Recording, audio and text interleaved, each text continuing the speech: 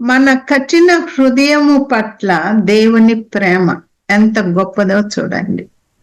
మనం ఎంత కఠినంగా ఉన్నా గాని దేవుని ప్రేమ ఎంత గొప్పది. మనం యెషయా 65:2 చదవమ్మా. ఎవరన్నా చదవండి. యెషయా 65:2.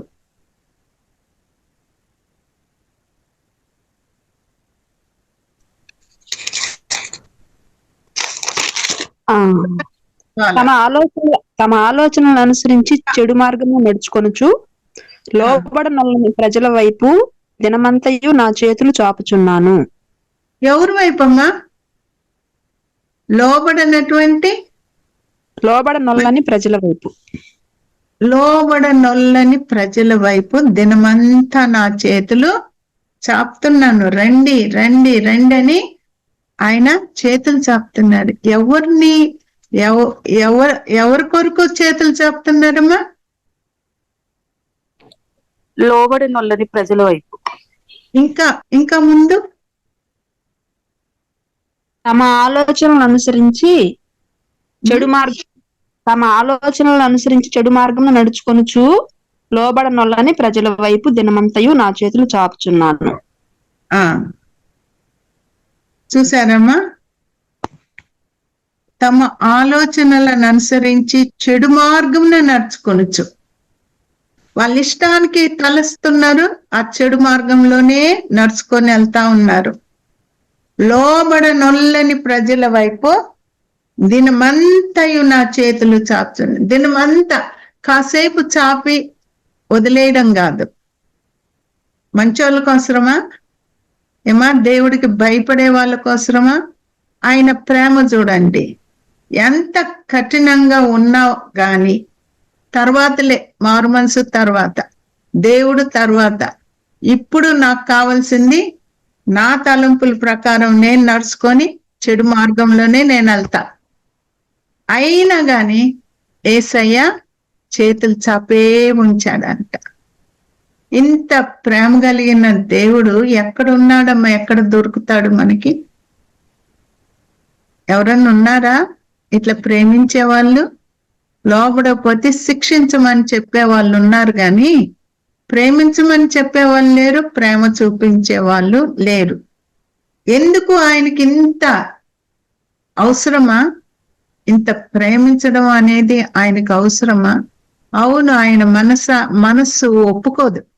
నా రూపంలో చేయబడినటువంటి నా బిడ్డ నా సొంత హస్తాలతో చేసి లోకానికి పంపించాను. ఆ బిడ్డ నరకానికి వెళ్ళడం నాకు ఇష్టం లేదు. చూసారా? నా రక్తంతో వాళ్ళని కొనుక్కున్నాను, నా రక్తాన్ని చిందించాను, వాళ్ళ పాపాల కొరకు నేను చెల్లించేశాను, ఆ శిక్ష నేను తీసుకున్నాను. ఎంత ప్రేమ! అయినా వాళ్ళు వినకపోతే కూడా ఏమంటున్నాడు? దినమంతా నా చేతులు లోబడనొల్లని ప్రజల వైపు దినమంతా నా చేతులు చాపుతున్నాను. మన యొక్క హృదయము చాలా ఘోరమైన వ్యాధి గలదమ్మా కదా. అంత ఘోరమైన వ్యాధి కలిగినటువంటి ఆ యొక్క హృదయాన్ని దేవుడు ఎట్లా ప్రేమిస్తున్నాడు నాకు అర్థం కాదు. ఏమా? ఇర్మియా 17:9 చదువమ్మా. అంటే మోసకరమైనది, అది ఘోరమైన వ్యాధి కలది, దాన్ని గ్రహింపగలవాడెవడు? చాలమ్మా. హృదయము అన్నిటికంటే మోసకరమైందంట. చూసారా? అది ఘోరమైన వ్యాధి గలది, దాన్ని గ్రహింపగలవాడెవడు? ఒక్క దేవుడే గ్రహించగలడు. మన హృదయంలో కక్ష పెట్టుకొని కోపం పెట్టుకొని మనము ఎంతో చక్కగా మాట్లాడచ్చు ఏమా? మనం చక్కగా మాట్లాడుతూ ఉండొచ్చు, కానీ అంతరంగంలో ఏముందో దేవుడు చూస్తున్నాడు. ఘోరమైన వ్యాధి గలదని చెప్తున్నాడు. పైకి మంచిగా కనపడచ్చు గాని అంతరంగము చాలా ఘోరమైన వ్యాధి గలది.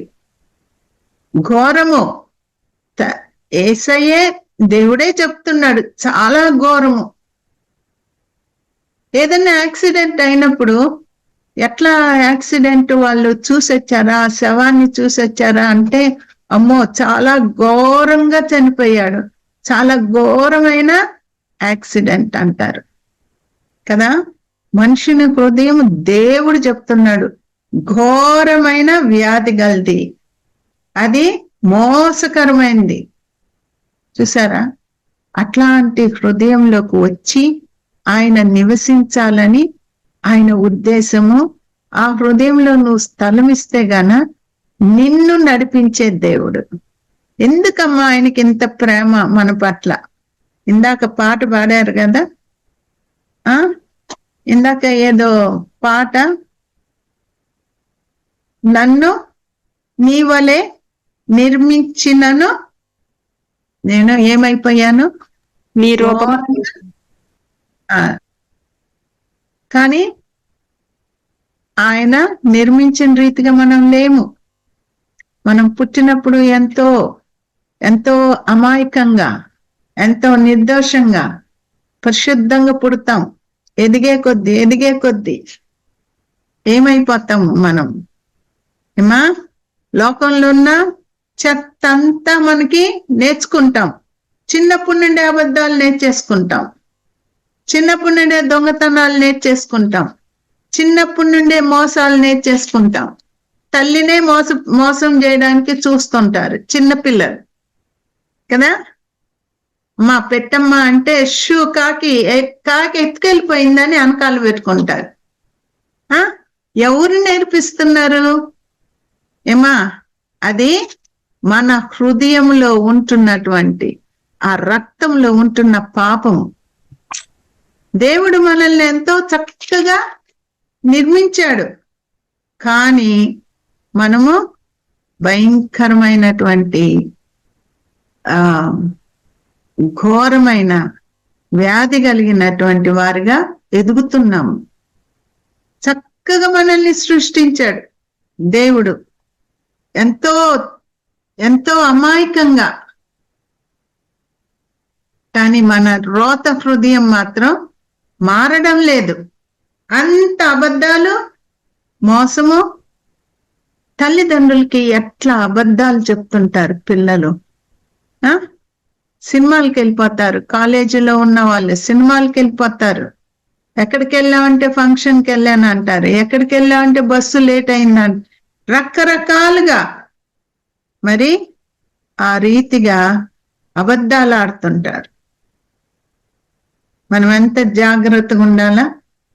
మనల్ని దేవుడు మంచిగా సృష్టించాడు, కానీ మనము భయంకరమైనటువంటి ఘోరమైన వ్యాధి కలిగినటువంటి హృదయాన్ని మనము సిద్ధం చేసుకుంటున్నాము. అది దేవునికి ఇష్టం లేదు. నీ హృదయము నాకు ఇయ్యి, నేను నిన్ను బలపరుస్తాను, నిన్ను సరిచేస్తాను. నేను నా హస్తములతోటి నిన్ను నిర్మించాను. నువ్వు వెంటనే మరలా మట్టిలో నుండి తీయబడ్డా మట్టిలోకి వెళ్ళిపోవాలా కదా. కానీ మరి ఆత్మ ఎక్కడికి వెళ్ళుద్ది? మన శరీరము మట్టిలోకి వెళ్ళిపోద్ది, ఆత్మ ఎక్కడికి వెళ్ళుద్ది? ఆయన మనల్ని సృష్టించి మన నాసికారంధ్రంలో తన ఊపిరిని ఊది తన ఆత్మను మనలో పెట్టాడు. ఆత్మ ఎక్కడికి వెళ్తుంది? ఒక ముసలామని అడుగుతుంటాం, అవ్వా నువ్వు చచ్చిపోతే ఎక్కడికి వెళ్తావు? ఎక్కడికి వెళ్తానమ్మా, గాల్లో కలిసిపోతానమ్మా అంటుంది. నువ్వు పశువు పక్షి కాదు గాల్లో కలిసిపోవడానికి. నీకు ఒక ఆత్మ ఉంది. ఆత్మ దేవుని యొద్దకి చేరును. చూడండి, ప్రసంగి 12:7. ప్రసంగి 12:7. మన్నైనది వెనుకటి వలనే మరలా భూమికి చేరును, ఆత్మ దాని దయచేసిన దేవుని యొద్దకు మరలా పోవును. చూసారా? ఆత్మ దాని దయచేసిన దేవుని యొద్దకు మరలా వెళ్ళిద్ది. ఎక్కడికి వెళ్ళదమ్మా, గాల్లో కలవదు. పరలోకంలో కన్నా నరకంలో కన్నా ఖచ్చితంగా వెళ్ళాలి. మధ్యలో ఎక్కడ స్థలం లేదు, వెళ్ళడానికి లేదు, పర్మిషన్ లేదు. ఆయన మన ఆత్మ, ఆయన దాన్ని దయచేసిన దేవుని యొద్దకు మరలా పోవును. అక్కడికి వెళ్ళి నిలబడాలా, యేసయ్య ఎదుట మనం నిలబడాలా. పెద్ద సింహాసనం మీద ఆయన కూర్చొని ఉంటాడు. మనల్ని చూసినప్పుడు కోపంగా మనల్ని చూస్తాడా, దయతో చూస్తాడా, ప్రేమతో చూస్తాడా? నా బిడ్డ, నువ్వు లోకంలో ఎన్ని కష్టాలు పడ్డావు నా కోసరం అని దయగలిగి చూస్తాడా? లేకపోతే నేను సిలువలో కాచిన రక్తము చూడు, ఆ రోజు జరిగిన అన్ని నీకు చూపిస్తాడు. ఆయన ఎట్లా బాధపడ్డాడు, ఎట్లా కొట్టారు, నిజంగా ఎట్లా కొట్టారు. సినిమాల్లో చూపించేది కాదమ్మా, అంతకన్నా ఘోరంగా కొట్టారు. అవన్నీ చూపించి, నా బిడ్డ నీకోసరం నువ్వు నరకానికి వెళ్ళకూడదని నేను ఈ శిక్ష అనుభవించాను. నువ్వేం చేసావు? అస్సలు నన్ను లెక్క చేయలేదు. మోసగాడైనటువంటి సాతానుడు వెనకాల వాడు నిన్నెంత మోసం చేస్తున్నాడు, ఎంత అబద్ధాలు ఆడుతున్నాడు, ఎంత మోసగాడు అని నేను చెప్తున్నా కొద్దీ ఆయన వచ్చి డైరెక్ట్గా చెప్పడు. ఆయన బిడ్డల ద్వారా నీతో మాట్లాడతాడు, ఆయన వాక్యం ద్వారా నీతో మాట్లాడతాడు. నువ్వేం చేస్తున్నావు? ఇవన్నీ మామూలేలే. నీకు కంటికి కనిపించేది ఆకర్షణీయమైనటువంటిది అంత మోసమైన దాని వెనకాలే నువ్వు పడుతున్నావు. ఒకే ఒక్క మాట అంటాడు, నా కుమారి, నీకు నా యొక్క గృహంలో స్థలము లేదు. అంతే. ఆ ఒక్క మాటతోటి నువ్వు ఎక్కడికి వెళ్ళిపోతావు? నరకంలోకి. అగ్ని ఆరదు, పురుగు సావదు. పోయిన వారము ఆ చిన్న పిల్లలకి చూపిస్తా ఉన్నాను కదా, నరకం అంటే ఏంటి? అరుపులు, మంటలు, కాలిపోవడము, ఆ మాంసం కాలిపోతుంటే భయంకరమైన కంపంట. ఆ వాసనకి ఎవ్వరు తట్టుకోలేరంట. అసలు వాంతి వచ్చేస్తుంటది. అసలు ఎంత భయంకరంగా ఉంటదంట. అట్లాంటి స్థలానికి వెళ్ళడము దేవునికి ఇష్టమే లేదు. అందుకనే నువ్వు ఎంత ఎదిరించినా గాని, ఎంత దేవుడికి లొంగకుండా కఠిన హృదయం కలిగి ఉన్నా గాని, నీ కొరకు ఆయన చేతులు చాపి ఉంచాడంట. ఏమో, అంత దయగలిగిన దేవుణ్ణి నువ్వు తిరస్కరిస్తే మరి నిన్ను దేవుడు తిరస్కరిస్తాడా లేదా? దేవదూతలు ఎదుట నిన్ను తిరస్కరిస్తే నువ్వు నీ గతి ఏంటి? ఆలోచించండి. మన యొక్క శరీరంలో ప్రాణం ఉన్నంత వరకు కూడా ఆయన తగ్గించుకొని, ఇక్కడైనా నువ్వు రా రా రా అని పిలుస్తా ఉంటాడంట దేవుడు. చూడండి, మత్తయి 11:28. మత్తయి 11:28. అందరికి వచ్చినటువంటి ప్రయాసపడి భారము మోసుకొనుచున్న సమస్త జనులారా నా యొద్దకు రండి, నేను మీకు విశ్రాంతి కలుగజేతును. చాలమ్మా. ప్రయాసపడి భారము మోసుకుంటున్న సమస్త జనులారా. ఒకరిని కాదమ్మా, సమస్త జనులారా అంటే నువ్వు నేను ఉన్నాము దాంట్లో. భారము, పాపపు భారము మోసుకొని మొయ్యలేక మోసుకుంటున్న వాళ్ళారా నా యొద్దకు రండి, నేను మీకు విశ్రాంతి కలుగజేస్తాను, మంచి విశ్రాంతినిస్తాను. వింటున్నామా?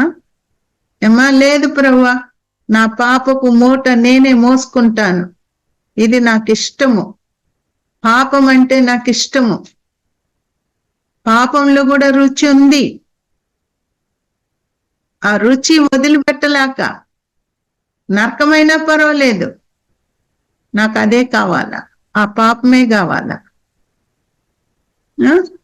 దేవుడు అంటున్నాడు, ఎందుకు అంత ప్రయాసపడుతున్నావు, అంత భారాన్ని మోస్తున్నావు, నీకు విశ్రాంతి కలుగు చేస్తాను, నా యొద్దకు రా అంటే నువ్వెందుకు రావడం లేదు?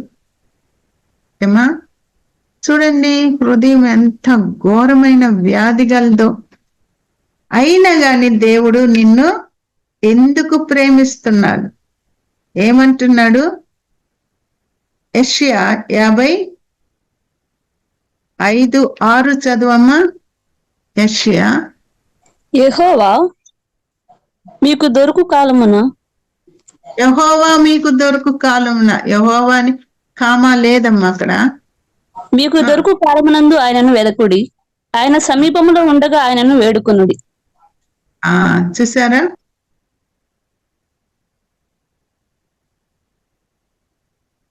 యెహోవా మీకు దొరుకు కాలమునందు ఆయనను వెదుకుడి, ఆయన సమీపంలో ఉండగా ఆయనను వేడుకొనుడి. సమీపంలో ఉన్నాడమ్మా, ఇదే సమీపంలో ఉన్నాడు, ఇప్పుడు నీతో మాట్లాడుతున్నాడు. నువ్వు వెతుకు, ఆయన నీకు దొరుకుతాడు. నువ్వు వెతుకు, ఆయన ఆయన నీకు దర్శనం ఇస్తాడు. నన్ను నేను నీకు కనుపరుచుకుందును. నువ్వెంత తప్పు చేసినా గాని, ఏ జీవితం జీవిస్తున్నా గాని, నువ్వు ఆయన పేరు పిలు. యేసయ్యా, నేను దొంగ ఊబిలో దిగజారిపోతున్నాను, నా చెయ్యి పట్టుకో. తప్పకుండా ఆయన చెయ్యి పట్టుకుంటాడు. ఒక హిందూ ఆయన, యేసయ్య అంటే ఆయనకి తెలీదు, ఎప్పుడు కూడా చూడలేదు, యేసయ్య గురించే తెలీదు. పూజలు పూజలు పూజలు చేసేవాడు. అయితే ఆయనకి విరోధులు ఉన్నారు, రౌడీ గ్యాంగ్ ఉంది. ఈయన ఒక రౌడీ గ్యాంగ్ కి లీడరు, ఇంకా వేరే గ్యాంగ్ ఉంది, వాళ్ళకి గుంపు రౌడీలు. ఈయన ఎందుకో ఒంటరిగా వెళ్తున్నాడంట. చూడండి వాళ్ళు ఎట్లా పట్టేస్తారు. ఒంటరిగా వెళ్తున్నాడంట చీకట్లో. ఎవరు చూసారులే అనుకున్నాడేమో, అంతే పట్టేశారు ఆయన్ని. పట్టేసి చితగ్గొట్టి రక్తాలతోటి, అక్కడ ఒక ఊబి ఉందంట. ఊబి అంటే తెలుసు కదమ్మా, అది బురదలాగుంటది, దాంట్లో పడితే కిందకి నెమ్మదిగా కిందకి జారిపోతా ఉంటారు. ఇంకా ఆఖరికి అది నిన్ను మూసేస్తుంది, లోపలికి తీసుకెళ్ళిపోతుంది, ఇంకా చచ్చిపోతావు అంతే. ఆ టైంలో ఆయన్ని అక్కడ పడేశాడంట. ఇంకా చూడండి ఎంత అరుస్తున్నాడంట, రక్షించండి రక్షించండి రక్షించండి అని అరుస్తున్నాడంట. అదేమో నెమ్మదిగా కిందకి తీసుకెళ్ళిపోతుంది, చాలా నెమ్మదిగా తీసుకెళ్తుంది. వాళ్ళందరూ పారిపోయారు. ఇంకా వీడు కాసేపటికి ఇంకా లోపలికి వెళ్ళిపోతాడు, ఇంకా మనకి సమస్య లేదనుకున్నారు. ఆఖరికి ఎన్ని పూజలు చేశాడో ఆ దేవుళ్ళందరినీ పిలుస్తా ఉన్నాడంట. అప్పటికే గొంతు వరకు వచ్చేసాడు, ఒక్కరు సహాయం చేయలేదు. అప్పుడు ఒక్కటే అన్నాడంట, దేవుడు అనేవాడు ఉంటే గాన, నన్ను రక్షిస్తే గాన, నేను నా జీవిత కాలం అంతా ఆయన కొరకు జీవిస్తాను అని అన్నాడంట. ఆ దేవా నన్ను రక్షించన్నాడంట. అంతే, ఒక పెద్ద చెయ్యి, గాయాలతో నింపబడి రక్తము కారుతా ఉన్న చెయ్యి ఆయన దగ్గరకు వస్తే, అమ్మో బాబోయ్, నన్నే కాదు ఈయన్ని కూడా ఇంత భయంకరంగా కొట్టారా అని అనుకున్నాడంట. ఆ చెయ్యి అట్లా ఆయన్ని పట్టుకొని బయటికి లాగి ఇసిరి కొట్టాడంట బయటికి. అంతే, ఒడ్డున పడ్డాడు, వెళ్ళిపోయాడు. ఆ చెయ్యి ఏంటో ఎవరో ఏంటో ఆయనకి అసలు ఏమీ తెలియదు. ఇంటికి వెళ్ళిపోయి మొత్తం స్నానం చేసి అంతా చేసిన తర్వాత మరుసటి రోజు ఎప్పుడో వాళ్ళ ఫ్రెండ్ కి చెప్తున్నాడంట, అరే రాత్రి ఇట్లా నన్ను చితగొట్టారా, చంపేయాలని చూశారు, నా అక్కడ దొంగ ఊబి ఉంది కదా, ఊబిలో నన్ను పడేశారు, అయితే నేను ఇక్కడ వరకు గొంతు వరకు వెళ్ళాను, ఏ దేవుణ్ణి నేను కొలిచిన దేవుళ్ళని అందరినీ కూడా నేను ప్రార్థిస్తే ఒక్కరు కూడా నన్ను రక్షించలేదు, ఆఖరికి నేను ఈ మాట అన్నాను, దేవుడు అనేవాడు ఉన్నాడా, ఉంటే గన దేవుడు నన్ను ఇప్పుడు రక్షిస్తే గన నా జీవిత కాలం అంతా నేను ఆయన కొరకు బ్రతుకుతానని అన్నాను. నోటితో ఊరికి అన్నాడు, అది నిజముగా అట్లా జీవించాలా, అట్లా వస్తారు, ఇట్లా జరుగుద్దని ఆయనకి తెలీదు. అనగానే ఒక హస్తం వచ్చిందిరా, అదేంటో నాకు అర్థం కాలేదు, నన్ను కొట్టడం కాదు, ఆ హస్తంలోనే ఎన్ని గాయాలు ఉన్నాయి, ఎంత భయంకరంగా ఉంది ఆ హస్తము, బాగా కొట్టి రక్తాలతో ఉంది ఆ హస్తము. ఆ హస్తం అంత బలంగా నన్ను బయటికి లాగి ఇసిరు కొట్టిందిరా. మరి అది ఆయన ఎవరో నాకు ముఖం కనపడలా, చేయి కనపడలా, ఏం కనపడలేదు, ఒక్క ఆ హస్తమే నాకు కనిపించింది అని చెప్తే, అరే నీకు తెలుసా ఎవరో అంటే, నాకు తెలీదు ఆయన ఎవరో, మరి ఆయన ఏంటి, ఆయన అట్లా అంత రక్తాలతో వచ్చాడేంటి, ఎవరో నాకు తెలీదు, ముఖం చూడలేదు, ముఖం కనపడలేదు, మనిషి కనపడలేదు అన్నాడు. కానీ నీకు కనిపించింది కదా గాయపడినటువంటి హస్తము, మరి ఒక రంధ్రం కూడా ఉందని చెప్పాడు. ఎవరు అనుకుంటున్నావురా, అది యేసుక్రీస్తు అని చెప్పాడంట. ఏంటి, నేను యేసుక్రీస్తుని పిలవలేదే, ఎప్పుడు కూడా నేను ప్రార్థన చేయలేదే అన్నావు కదా, ఎవరైనా సరే దేవుడు అనేవాడు ఉన్నాడా అని అన్నావు కదా, ఆయనే దేవుడు అంటే, అప్పుడు ఆయన యేసయ్య అంటే నాకు ఇంత మటుకు తెలీదు, నా జీవితకాలం అంతా ఆయనకి ఇచ్చేస్తాను, ఆయన గురించి ఎట్లా నేర్చుకోవాలి, ఎట్లా అంటే బైబిల్ చదువు నీకు నేర్పిస్తాడు దేవుడు అని ఆ మంచి ఫ్రెండ్ మరి ఎట్లా ఫ్రెండ్ అయ్యాడో ఈ రౌడీకి, ఏమా ఒక పెద్ద సాక్షి అయిపోయాడు దేవుడికి. చూసారా, ఒక్కసారి పిలిచాడు ఆయన, అది దేవుడి గురించి ఎప్పుడు వినలేదు. మరి ఆయన్ని అంత ప్రేమించిన దేవుడు, నువ్వు దేవుడి గురించి విన్నావు, దేవుడి గురించి ప్రార్థన చేస్తున్నావు, ఎట్లా ప్రార్థన చేయాలో నీకు తెలుసు, నీ ప్రార్థన ఎందుకు ఆలకించడు? పెదవులతో చేస్తున్నావు అంతే, హృదయంతో చేయడం లేదు. పెదవులతో చేసే ప్రార్థన ఉంది, హృదయంతో చేసే ప్రార్థన ఉంది. భక్తి కలిగిన క్రైస్తవులు ఉన్నారు, అసలైనటువంటి ఆత్మచేత నింపబడిన క్రైస్తవులు కూడా ఉన్నారు. నామకార్థ క్రైస్తవులు, భక్తితో కూడిన క్రైస్తవులు, నామకార్థ క్రైస్తవులు ఏంటంటే పొద్దున్న లేసి బైబిల్ చదువుతారు, ప్రార్థన చేస్తారు, ఒక డ్యూటీ లాగా చేస్తారు అంతే, దేవుడితో ఏ సంబంధం లేదు. మళ్ళీ అన్ని పనులు చేస్తారు, అబద్ధాలు ఆడతారు, మోసాలు చేస్తుంటారు, దొంగతనాలు చేస్తారు, మళ్ళీ చర్చికి వెళ్తారు. ఎట్లా వెళ్తారు? ఉపవాసం ఉండి వెళ్తారు. ఇదంతా ఒక అలవాటు, భక్తి అంతే. దేవుని పరిశుద్ధత, పాపాలు ఒప్పుకోవడము, మారు మనసు పొందడము, బాప్తిసం తీసుకోవడము, ఇట్లాంటివన్నీ ఏమి లేవు. ఊరికే గుళ్ళో అందరు కనిపించాలా, గుళ్ళో కూర్చుంటారు, గుళ్ళో కూర్చొని చక్కగా ప్రార్థన చేస్తారు, అన్ని చేస్తారు, కానీ దేవుడితో సంబంధం ఉండదు. ఈ కాలంలో అబద్ధం ఆడనటువంటి వాళ్ళు ఎవరు? ఒక సండే స్కూల్ టీచర్ అంటుంది, ఈ కాలంలో టీవీ చూడకుండా ఉండే వాళ్ళు ఎవరు అంటే, ఆమె బాగా టీవీ సీరియల్స్ చూస్తుందన్నమాట. మరి ఏం నేర్పించుద్ది పిల్లలకి? సండే స్కూల్ పిల్లలకి ఏం నేర్పిస్తుందమ్మా?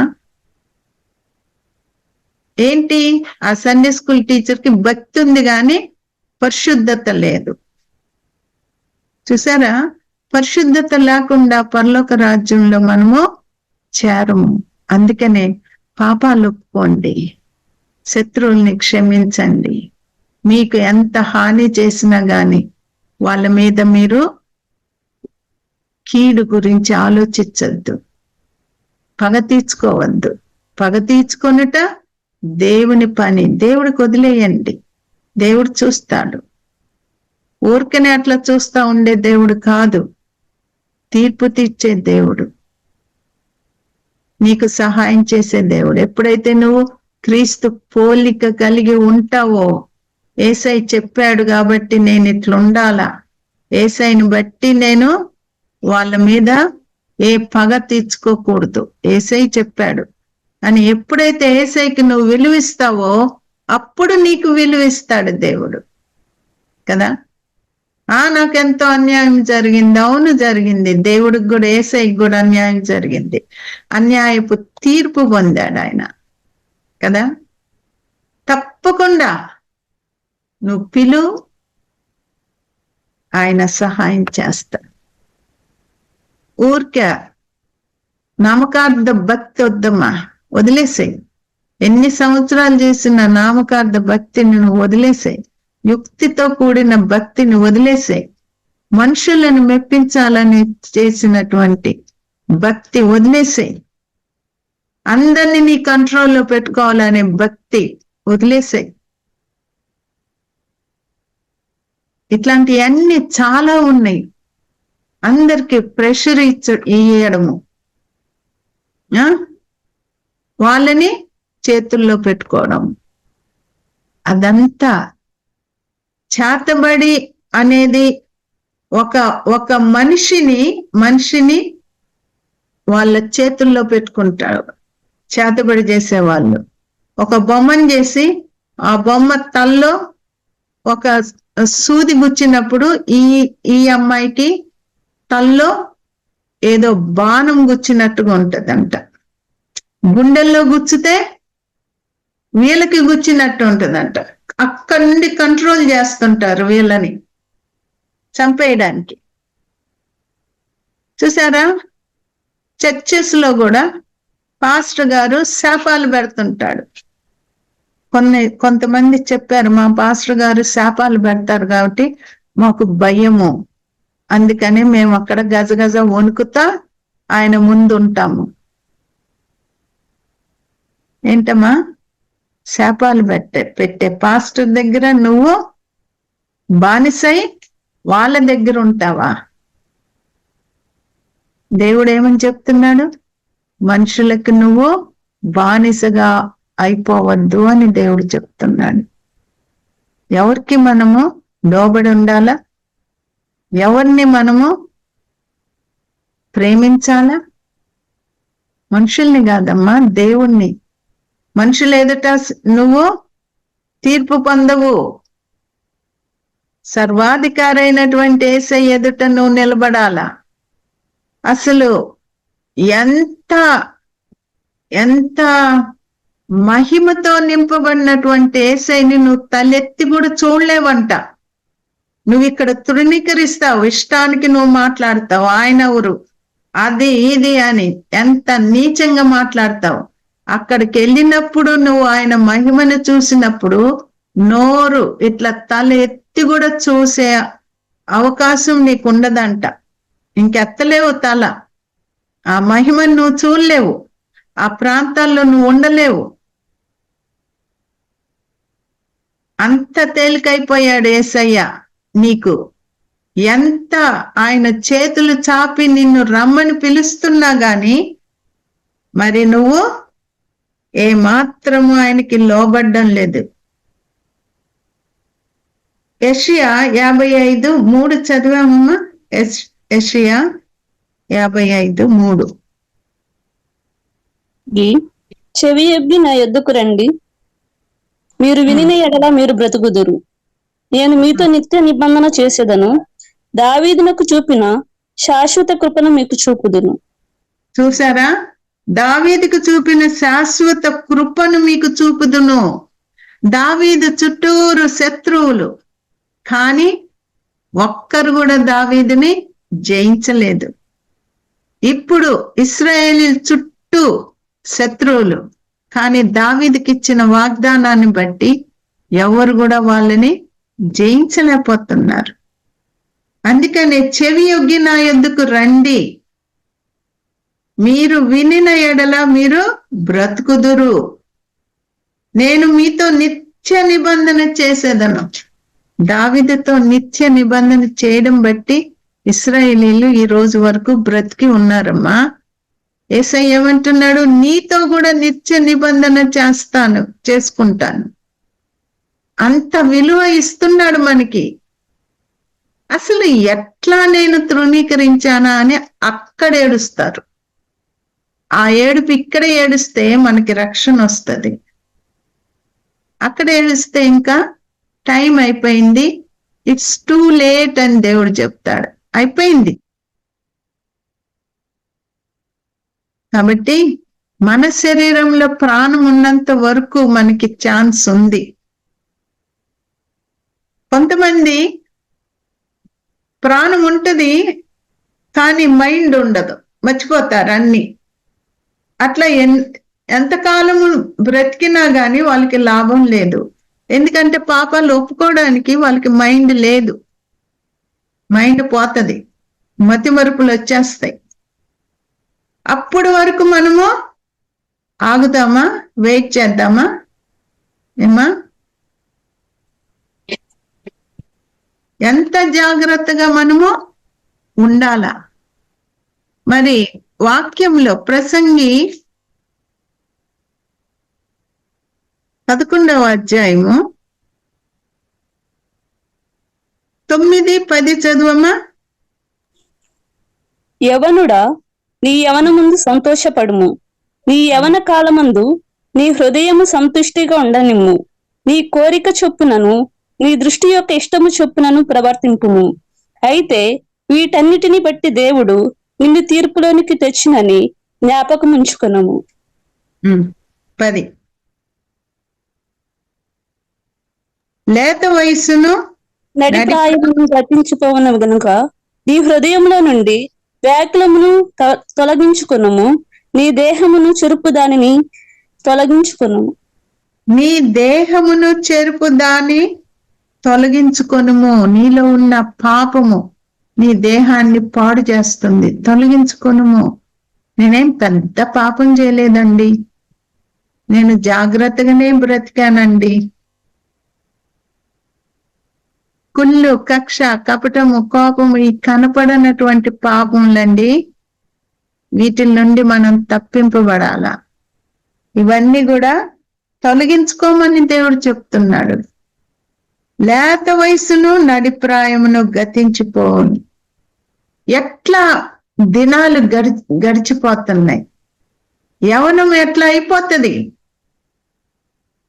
30 సంవత్సరాలు వచ్చి ఇంకా సంవత్సరానికి నువ్వు ముసల్దాను అయిపోతావు అంతే.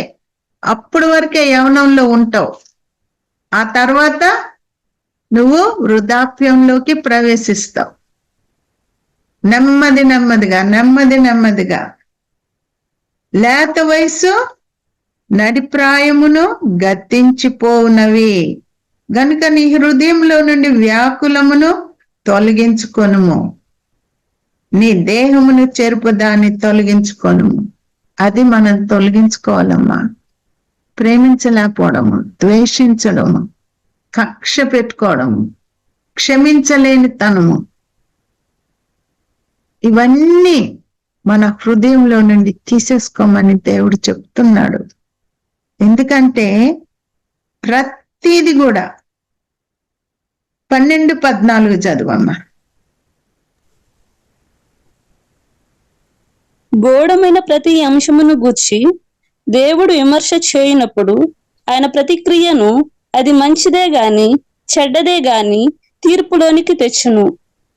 చూసారా? ఆయన తీర్పు తీరుస్తాడు. తీర్పు తీరకుండా నిన్ను నరకానికి పంపడు. ఏమైనా మంచి ఉందా నీలో? ఎప్పుడైనా మంచి చేసావా? దేవుణ్ణి మహిమపరిచావా? అంటే నేను ప్రార్థన చేస్తున్నాను, పాటలు పాడుతున్నాను, దేవుణ్ణే మహిమపరుస్తున్నానని నువ్వు అనుకోవచ్చు. అది ఎవరిని మహిమపరుస్తున్నావు? నీ హృదయంలో పాపం పెట్టుకొని పాటలు పాడినా ప్రార్థన చేసినా ఎవరిని నువ్వు మహింపరుస్తున్నావో? సైతాన్ని, దేవుణ్ణి కాదు. దేవుడు ఆత్మ నీలో లేడు. నువ్వు దేవుణ్ణి ఎట్లా మహింపరుస్తున్నావు అని చెప్పగలవు? అందుకనే హృదయాన్ని జాగ్రత్తగా పెట్టుకోమని, పాపాలు ఒప్పుకోమని, లోతుగా త్రవ్వుకోమని. పైన ఎట్లా ఒప్పుకుంటారు? సిస్టర్, నేను ఎప్పుడైనా ఏమైనా మిమ్మల్ని దుఃఖపరిచినట్లయితే నన్ను క్షమించండి. ఏం అర్థం ఉందమ్మా?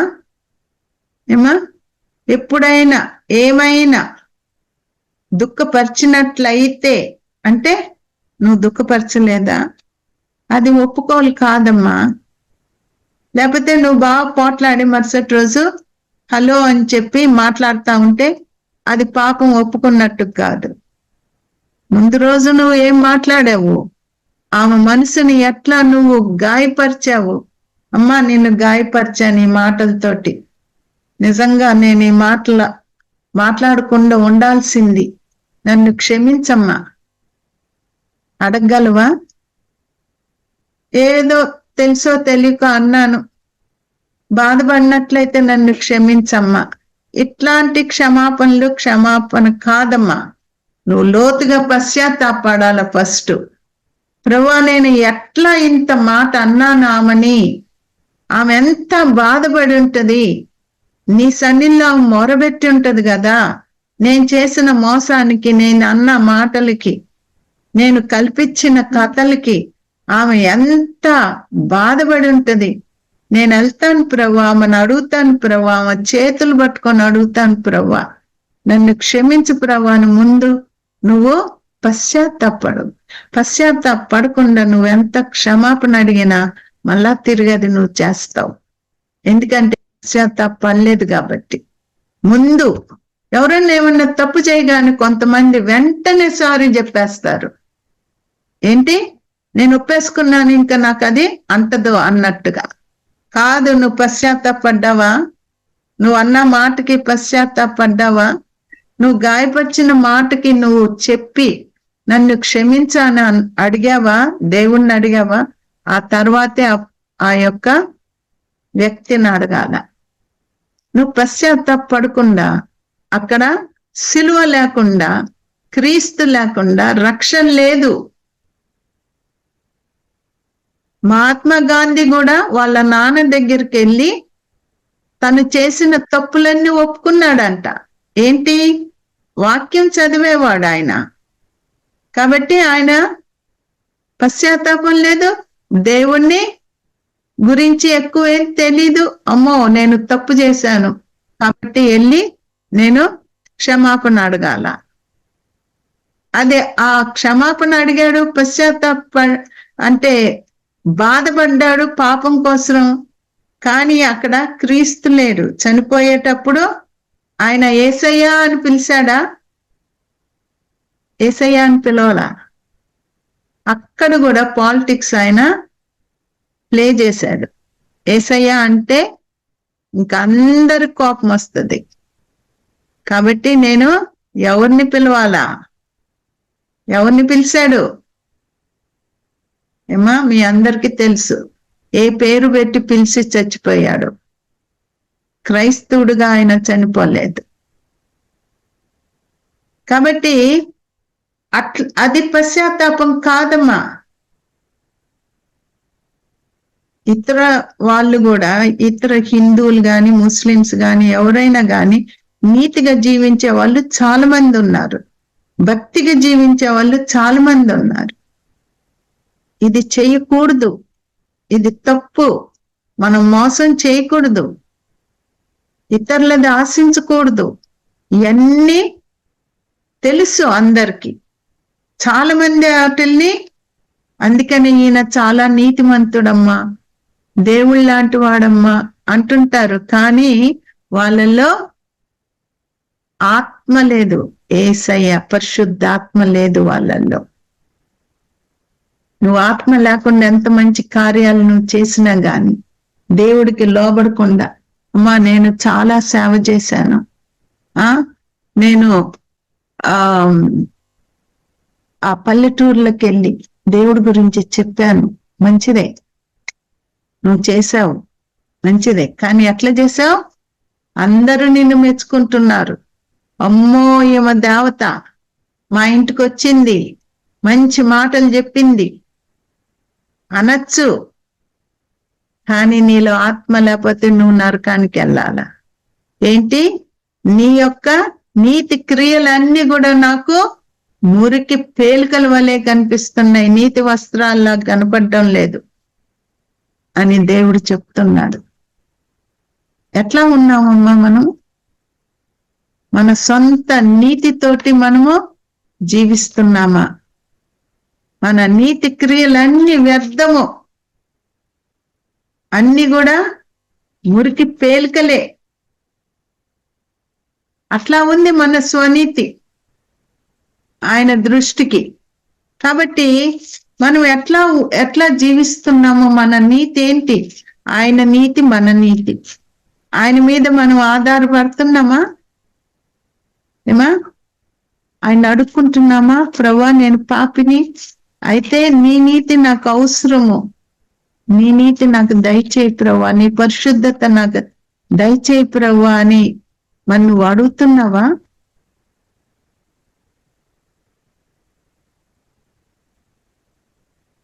దేవుడి సన్నిధిలోకి మనం వచ్చి ఆయన పాదాల మీద మనం పడాలా. యేసయ్య చెవి యొగ్గి నా యొద్దకు రండి అని ఆయన పిలుస్తున్నాడు. కానీ సామెతలు 29:1 చదువమ్మా.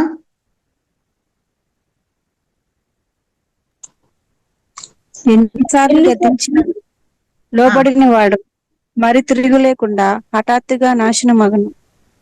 చూసారా? ప్రేమ కలిగిన దేవుడు, కానీ వాక్యం ఏం చెప్తుంది? ఎన్నిసార్లు గద్దించినను లోబడని వాడు మరి తిరుగు లేకుండా హఠాత్తుగా నాశనం. ఆ నాశనం ఎప్పుడు వస్తుందో తెలియదమ్మా. హఠాత్తుగా నాశనం అయిపోతారంట. 28, 13, 14 చదువమ్మా. అతిక్రమములను దాచిపెట్టువాడు వరదిల్లడు, వాటిని ఒప్పుకొని విడిచిపెట్టువాడు కనికరం పొందను. నిత్యము భయం కలిగి ప్రవర్తించువాడు ధన్యుడు, హృదయమును కఠినపరుచుకున్నవాడు కీడులో పడును. చూసారా? హృదయాన్ని కఠినపరుచుకునే కొద్ది నువ్వు కీడులో పడతావు. ఇది వాక్యము, నా మాటలు కాదమ్మా, ఇది వాక్యము.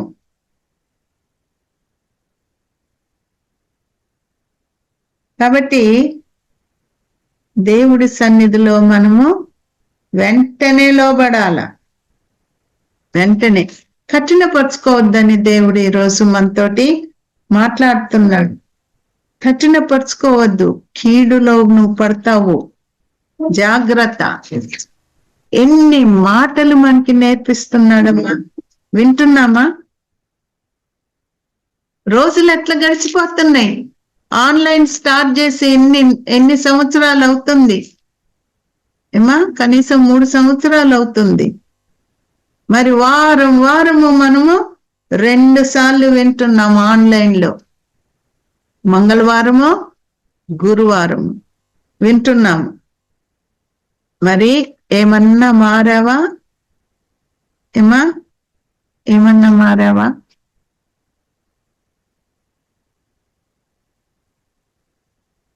ఇర్మియా 7:26 చూడండి. ఇర్మియా 7:26.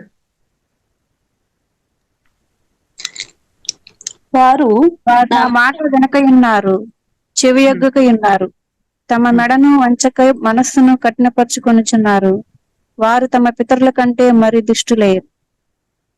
27 కూడా చదవండి. నీవు ఈ మాటలన్నీ వారితో చెప్పినను వారు నీ మాటలు అంగీకరింపరు, నీ వారిని పిలిచినను వారు నీకు ఉత్తరమియ్యరు. చూసారా? మనిషిని యొక్క హృదయం ఎంత కఠినమైనటువంటిదో. జాగ్రత్తగా ఉండాలమ్మా. ఊరికినే పోదు. ఇవన్నీ మనం విన్న అన్ని కూడా దేవుడు మనం లెక్క అప్పచెప్పాలా. ఆశతో వచ్చి కూర్చొని వింటున్నావు, దీనికి నువ్వు లెక్క అప్పచెప్పాలా. నాకు తెలియదు ప్రభువా నువ్వు అనడానికి వీల్లేదు. ప్రతిదీ దేవుడు నీకు నేర్పిస్తున్నాడు, నీతో మాట్లాడుతున్నాడు, నా యొద్దకి రా అని పిలుస్తున్నాడు. నేను అతిక్రమములు దాచిపెట్టద్దు, ఒప్పుకో, కనికరం పొందుతావు అన్ని చెప్తున్నాడమ్మా ప్రేమ కలిగిన దేవుడు. ఎందుకు ఆయన నిన్ను దాటిపోతే నీ పరిస్థితి ఏమవుద్దా అని ఆయన భయం. దాటిపోయాడంటే సాతానుడు వచ్చి నిన్ను ఎంత మోసం చేసి నిన్ను నీవు పొడుచుకొని చచ్చిపోయేటట్టుగా చేయగలడు. కిరోసిన్ మీద వేసుకొని చచ్చిపోయేటట్టుగా చేయగలడు.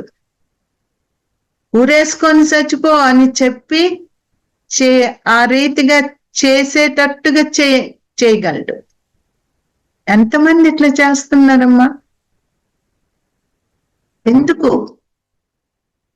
ఊరేసుకో ఊరేసుకో ఊరేసుకో అని చెవులో ఒకటే అసలు విసిగిపోయి వెళ్ళి ఊరేసుకుంటారంట. ఎంత మందమ్మా! ఇప్పుడు దాకా బాగా మాట్లాడాడే, ఇప్పుడు దాకా ఈ అమ్మాయి నాతో మాట్లాడిందే, అంతలోకి ఎట్లా ఊరేసుకుంది? కంట్రోల్లో ఉండము, మన కంట్రోల్లో ఉండము, వాడి కంట్రోల్లో ఉంటాం. ఎందుకు? హృదయం కఠినం చేసుకున్నందుకు సాతానుడికి అధికారం వచ్చేస్తుంది. కాబట్టి హృదయం కఠినం చేసుకోవద్దు. ఆయన ప్రేమను గుర్తెరిగి ఆయన పాదాల మీద పడదాం. ప్రార్థన చేసుకుందాం. పరిశుద్ధమైన తండ్రి, ప్రేమగల ప్రభువా, నీ ప్రేమ ఎంత గొప్పది, మా హృదయం ఎంత కఠినమైనటువంటిది. ఎన్నిసార్లు గద్దించినా గాని లోబడకుండా, ఎంత ప్రేమగా పిలిచినా గాని రాకుండా, వినకుండా, టైం పాస్ కోసం వచ్చి కూర్చొని మంచి వాక్యం చెప్పారని వెళ్ళిపోతున్నటువంటి వారు ఎంతమంది ఉన్నారు. వింటున్నారు ఆశతోటి, కానీ సమయం వచ్చినప్పుడు తగ్గించుకోరు. సమయం వచ్చినప్పుడు మీరేం వాక్యం చెప్పారో అది చెయ్యాలని అనుకోరు. వాళ్ళ సొంతగా ఆలోచనలో వాళ్ళు లోబడతారు వాటికి. తండ్రి, మా జీవితాలు ఇట్లున్నాయి, మీ రాకడ బహు సమీపంగా ఉంది. మేము త్వరగా బిడ్డలు ఇంకా ఎంతమంది ఈ ప్రేమ కలిగిన దేవుని హస్తాల్లో వాళ్ళ హృదయాలు పెట్టలేదో, వాళ్ళ జీవితాలు పెట్టలేదో, ఇంకా తర్వాతలే అని అంతమంది అనుకుంటున్నారు. నష్టపోకముందే ప్రభువా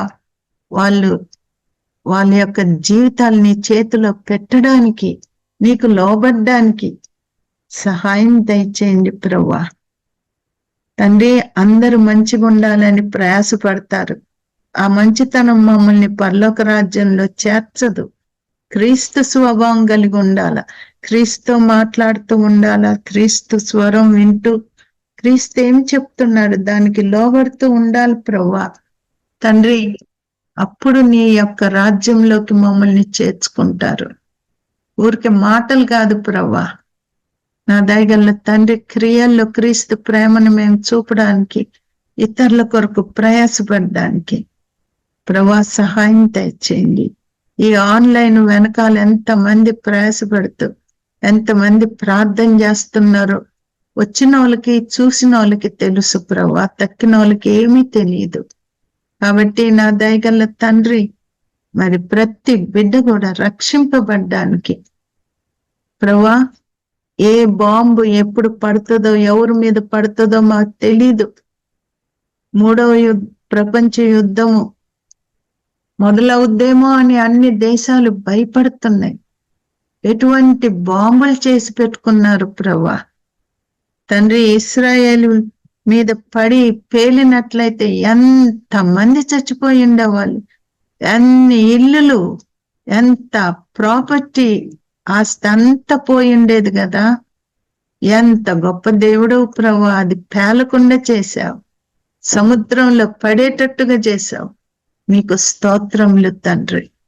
ఇవన్నీ మేము వింటున్నాము, మర్చిపోని ఎద్దు ప్రభువా. అద్దంలో చూసుకొని మర్చిపోయినట్టుగా మేము మర్చిపోనియద్దు.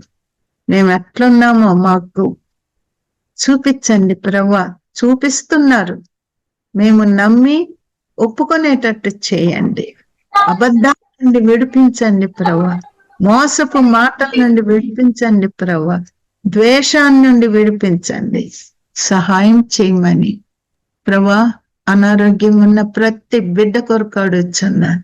ఏ అనారోగ్యమైనా సరే నిన్ను స్వస్థపరిచే యెహోవా నేనన్నాడు. ఈ మాటలు ప్రభువా వాళ్ళు వినుచుండగానే వాళ్ళల్లో స్వస్థతను మీరు దయచేసి ప్రభువా మీ గాయపడిన హస్తంతో వాళ్ళని ముట్టి స్వస్థపరిచి నీ నామాన్ని మహిమపరచుకోమని క్రీస్తు పుణ్య నామమున వేడుకొని ప్రార్థిస్తున్నాను తండ్రి. ఆమేన్.